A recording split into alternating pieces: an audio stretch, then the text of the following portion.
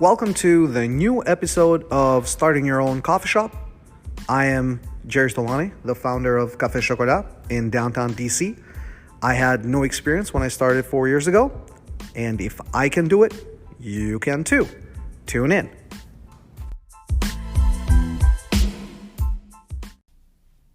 The podcast finally has a home on the web at ristrettotime.com. RISTRETTO time.com. So ristrettotime.com. And the reason why I decided to set up a website is because I wanted to make sure that I gave you, the listeners, a way to provide feedback, to communicate back, and also to let me know if there are things you want me to talk about, there are questions that you have, issues that you're running into, and want a second opinion. I would gladly love to help out. So it's also a good way to provide feedback. So again, ristrettotime.com. All right, welcome to our first episode of starting and running your own coffee shop or coffee bar.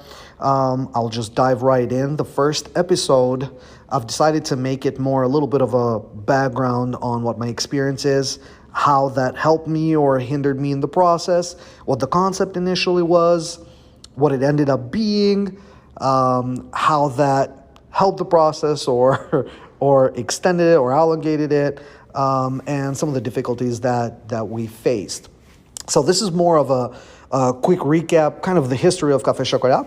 And then on future episodes, we'll dive into details, whether it is operations, whether it is supply chain stuff, whether it is dealing with landlords. I'll bring in some people that have a lot of experience in this area. I'll also talk about the experiences that I had. And again, the goal of this podcast is to give you, if you've ever wanted to run your shop, as much ammo as possible. And if you just want to learn what this world is all about, then we want to give you at least a quick peek into, the business of coffee. Question number one that I get asked: how did Cafe Chocolat start, and why did you start it? So I started Cafe Chocolat as it was always in the back of my mind, but the first time I actually put pen on paper was, I want to say, maybe about 5 years ago, five and a half years ago. And I started it after I decided to just kind of say, you know what, I'm going to go with it. After I read the book, The Republic of Tea. I'm sure some of you are familiar with the brand, with the tea brand. The book is actually written by the people that launched the company in the early 90s. And the company was founded by the couple that started Banana Republic, made it big, and then sold it to Gap. After they sold that to Gap, they started the Republic of Tea. After a chance encounter they had on a flight with a very impressionable young man who ended up being their partner in the business and ended up being the person who was running the business for them. And the fascinating thing about that book is that it basically lays out the blueprint on how to start a business. I mean, it's almost like a memoir / manual on how the Republic of Tea started. They have drawings there of packaging. They have drawings there of what the brand should look like and what their thought process on product lines, their thought process on, even what the customer experience should be like and what it is that they were going after. So it's a really, really good book if you're interested in understanding how the process of starting a business is. And if you actually want to start one, you have a blueprint ready right there. And what I've noticed is after reading that book, I looked into some other tea businesses and how they started, and it seems to me like they either followed the same process or at some point they had picked up this book as well. Whether it's Honesty, whether it's Sweet Leaf, they all kind of revolved around the same theme, which seemed like it was taken out of the books, out of this book from The Republic of Tea. Anyway, so once I saw how they had decided to put things on paper, I started putting my own thoughts on paper on what the concept should be like. Initially, I thought it was going to be, or I wanted it to be, a chocolate and wine experience, but then it started getting way too complicated, way too messy, specifically with liquor licenses and things like that. And then you had to, it required a lot of expertise. You had to sell two completely different types of products, and it became very, very complicated. So based on that, I also realized that this type of business had to be a business that was dependent on traffic, right? And the only way to increase traffic is to add revenue streams, to add product lines, and coffee is definitely one of those things. So it evolved into, from a wine and chocolate pairing concept, to evolved into, adding coffee there. And as we added coffee there, we decided to, focus on what we knew how to do best, and that's, hot chocolate and iced chocolate. And that's really kind of like the main thing that the shop was known about. Another question I get asked all the time is, what kind of experience do you need to be able to effectively run a coffee shop or start a coffee shop? I mean, the answer to that is you have to have some organizational experience, right? I think that's key. You also have to be organized in terms of not just managing the workforce, but also in terms of managing the product line, managing the supply chain. Ultimately, the service industry is a supply chain industry, right? You make money by, bringing the products in, being able to use it on time, and, putting out a product that's of very high quality so that you can increase inventory turnover, right? And you can increase product turnover. So that's really the formula there. That's how you succeed. And what you do is you need to start with the right products. I did not have any experience at all in terms of running a coffee shop. I didn't know how to make coffee. The first time I used an espresso machine was when I met with the coffee supplier, and I said, okay, well, I mean, how do I use this espresso machine? Because I'm going to hire people who, are going to do this, but I should at least know how to do this, right? So it wasn't detrimental to me. Now, how I overcame that challenge was I decided I gave myself a week to become somewhat proficient in being able to make all kinds of coffees, right? So I locked myself up at the shop for a week from like 8 a.m. to like 9 p.m. And all I did was make coffee. I would pretend that I had a line out the door and people were throwing me all kinds of orders. So I'd make cappuccinos and whatever. And then I also focused on, as I was doing all of this, I said, I have to learn how to do like a basic latte art thing, right? It's a requirement, especially if you have like a third wave coffee chain or a coffee shop where people come in because you're the expert in coffee, right? And that's how people interpret sometimes what a good barista is and what a bad barista is, whether they can make latte art or not. Although I generally that's the case, but sometimes I've seen some amazing baristas who cannot do very well latte art, right? Are not very like artistically inclined, but man, they will make you the same cortado all the time with the right parameters and very analytical about it, right? So in any case, the answer to that is you don't necessarily need to have experience, but you need to have the ability to learn quickly what everybody's work is, and also have to have the desire and the willingness to do everything that you ask your people to do, right? You should know how to do everything in that shop. Even if you have to open a week later or whatever it is, you should put that into your plan. You don't have to be the expert at it, but you need to know, because you can't manage people effectively if you don't understand their job, right? And by me locking myself up for a week at the shop, I was able to, and kind of run in scenarios in my head. I was also able to kind of understand what would happen if there's 10 people in line, right? What would happen if like one person throws something at you and then they keep changing the order while everybody else is getting frustrated, and and that way it also helps you kind of organize the team in a certain way that workflow works best. I think it's really important to not take this lightly. Sometimes I've seen other people do this where they're like, well, I'm only going to hire experienced people and they'll know what to do. I have worked with people who have years of experience in coffee, who have surprised me at the lack of organizational ability or lack of just kind of even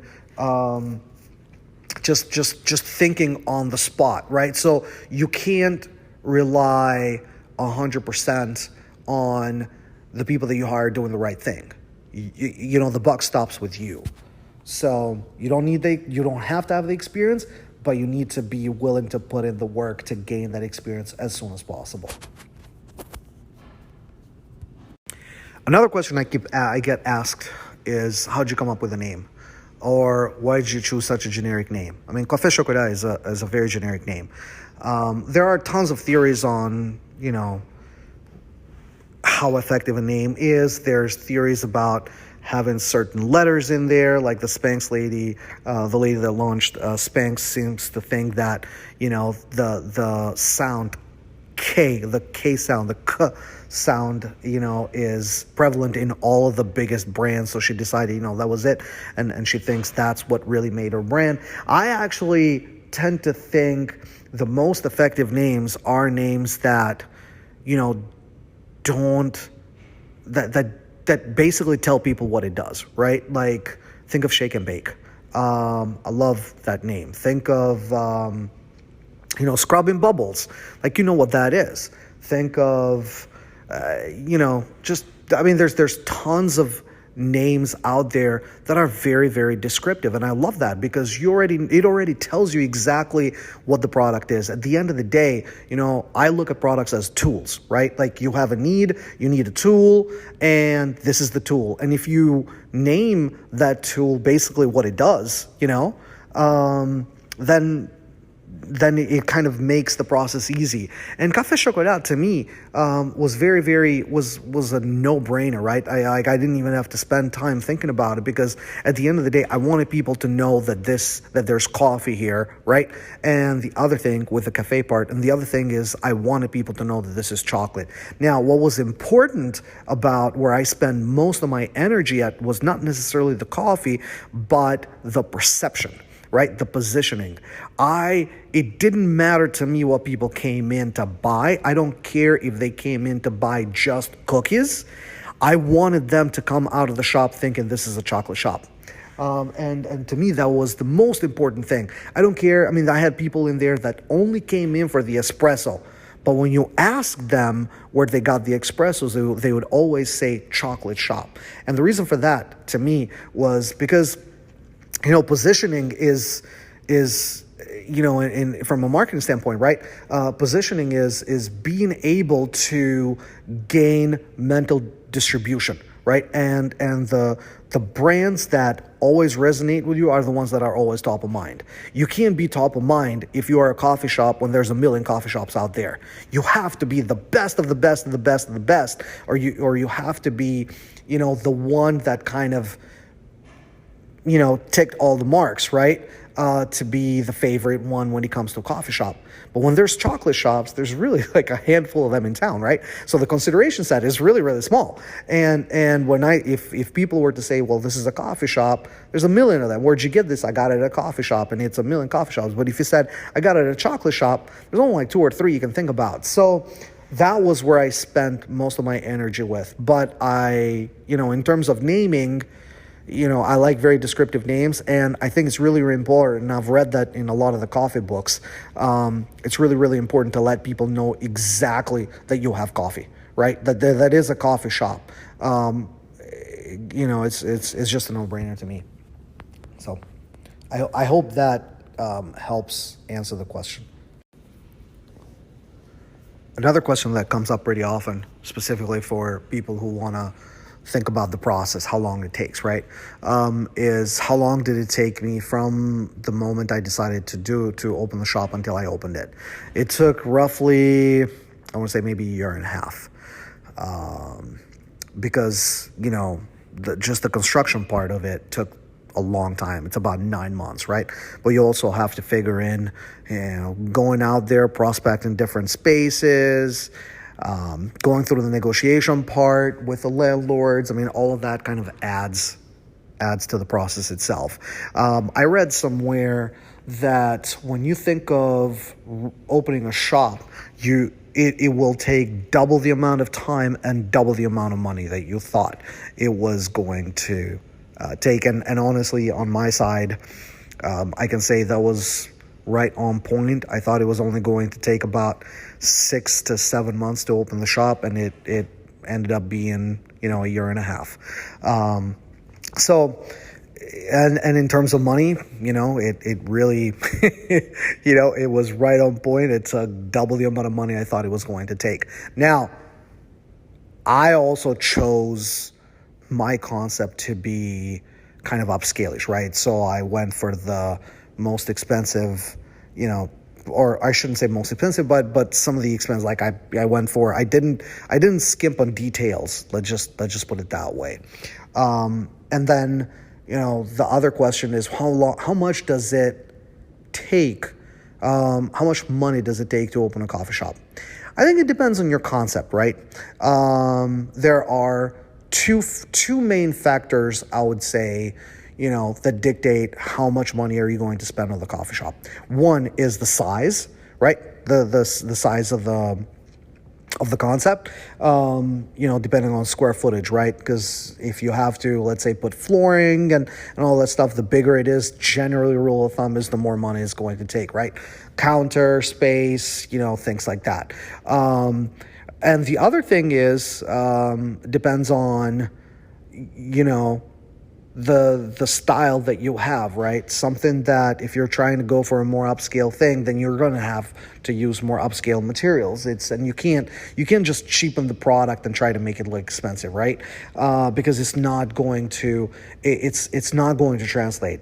The vision that you had in your head, it's not going to translate with cheap products. So that's that.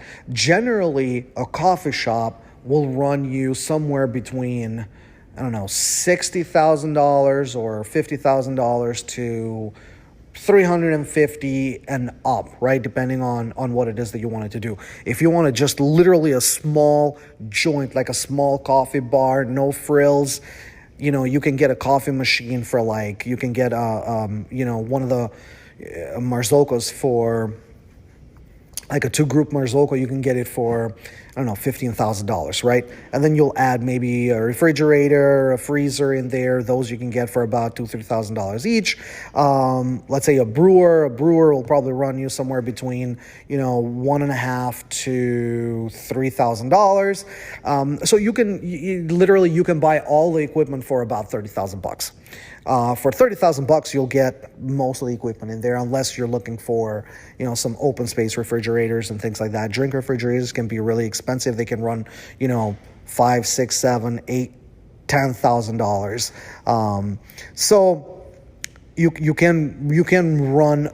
can start a shop with, I want to say, probably about $50,000, and even have a few thousand left for working capital. But at the end of the day, when you actually do a lot of the math, you cannot just think of, I think it would be a mistake to just think of how much you need in equipment and in installation, right? And in furniture, and not plan to have at least 6 months of working capital, so that you can run the shop, because you're not going to make money. You're not going to make money the first year. You might or might not break even the second year. It depends on the traffic, and it also depends on location. It depends on your prices as well, and depends on how you run the shop. If you're working there by yourself, obviously you'll be able to save money if you're running it with your family. But if you are just going to be the manager, and or you'll have to pay somebody to do the managing for you, that money can run out pretty quick. So it'll take, rule of thumb, it'll take double the time and double the money that you thought. All right, so now we're on to the last question for this intro episode. What's the most important thing to have when you decide to go on this journey? And that's a very good question. The most important thing that you need to have on your side, obviously besides money and time, is you need to have the support of your close group, right? If you are married, you need your wife or your husband or, significant other to support you 100%. It's going to be bumpy. It's going to be rough. There's going to be situations where, if you're like me, where money is going to be an issue. There's going to be situations where staff is going to be an issue. Machines are going to break. You're going to be working, long hours, and you need all the support you are going to get. Because if you are having issues at work and then you come home and you don't, your partner just doesn't see the value in what you're doing, or is not supportive 100%, it's just going to make your life hell, and it's really, really hard to run a business. I mean, any business is going to be very, very demanding if you don't have a good support network. So that's extremely important. So before you even dive in, you want to make sure that everybody in your close group is behind you. From my experience, I was lucky enough that my wife supported me 100%. And sometimes I wonder why, but, because honestly, there were times where if she would have said, you know what, it's time for you to give up, she would have been right. She would have been, 100% right to do that. But you're also going to get a lot of people that are going to say, what you're doing is stupid and that you should get a real job and things like that. And I can tell you this from my experience, I wouldn't trade what I did, as difficult as it was, for anything. It's probably the most fun I've had in my life, and it was probably the most fun project I've had to do.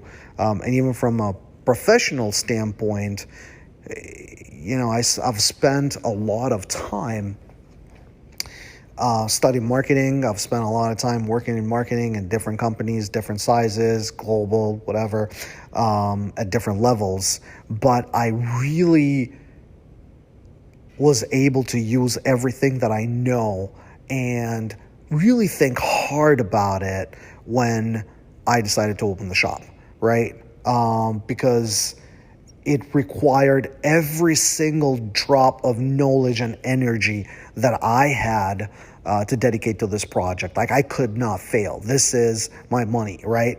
You look at even companies that we look up to, right? Like companies like Google and Amazon. Think of how many products they've launched and how many projects they've had that they have failed, right? And it's okay for them to do that because it's just, money is just a never-ending resource. If they need something, they can just go to the market. They can go to their, VC people and whatever. But if you're running your own shop, this is your life savings. There's no margin for error. So you'll be, using every single ounce of knowledge you have to make sure that things turn out in your favor. So, you need all the support you can get. You need a good support network. You need a lot of friends to support you, and a lot of people that kind of believe in your vision and push you that way, because you're going to need that. There's going to be some rough patches when you get into this journey, whether it's a coffee shop or any type of business.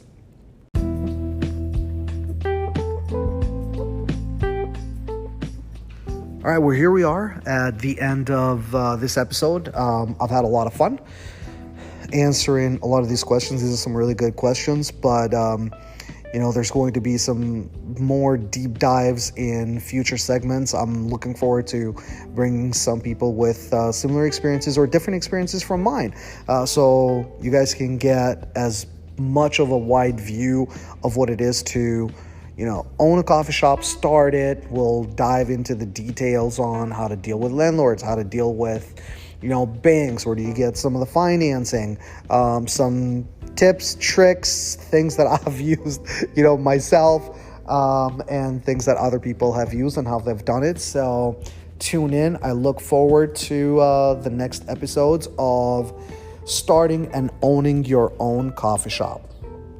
All right. Bye till next time.